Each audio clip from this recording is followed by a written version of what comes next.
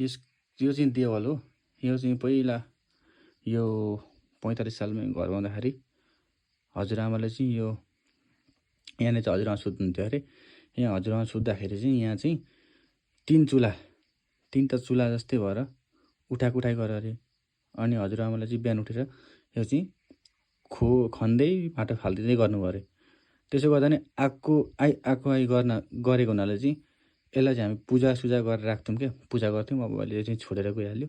यत्तिकै छ यो पूजासुजा कसले गर्ने होइन। घरको अवस्था त यस्तो छ है। अब यसलाई हामीले छोडेर गइसकेपछि पूजासुजा गरिन्थ्यो अरे पहिला चाहिँ।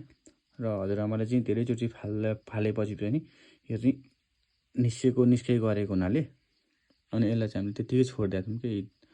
र हामीले चाहिँ यसलाई देवल भन्थ्यौँ है। र यतातिर हामी टेक्दिन्थ्यौँ पनि, यहाँ पूजा गर्थ्यौँ। र अहिलेसम्म पनि भत्किएको छैन यो यत्तिकै छ। भत्काएको छैन, हामीले कसै भत्काएको पनि छैन रहेछ। अहिले हेरेको मुसाले खोलेर चाहिँ अलिअलि मुसाले खोलेको रहेछ है।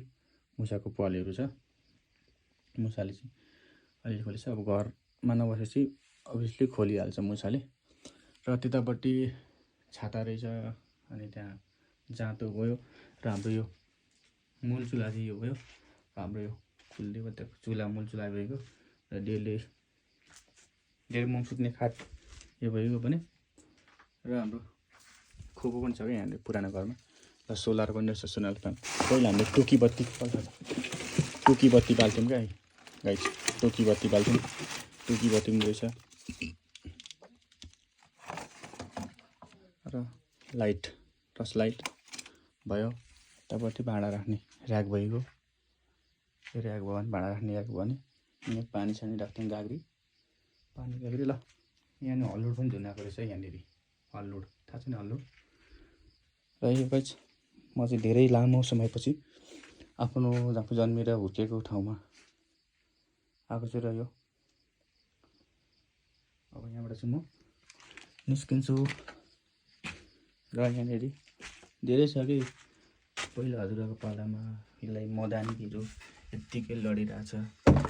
यस्तै छोडेर राख्नु पऱ्यो। अनि यो नागबेली भयो त माथि।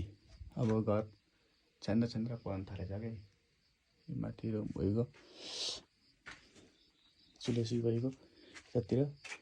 अनि फोहोर उठाउने के भन्छ यसलाई, डस्टबिन रहेछ। यस्तो छ अवस्था घरको।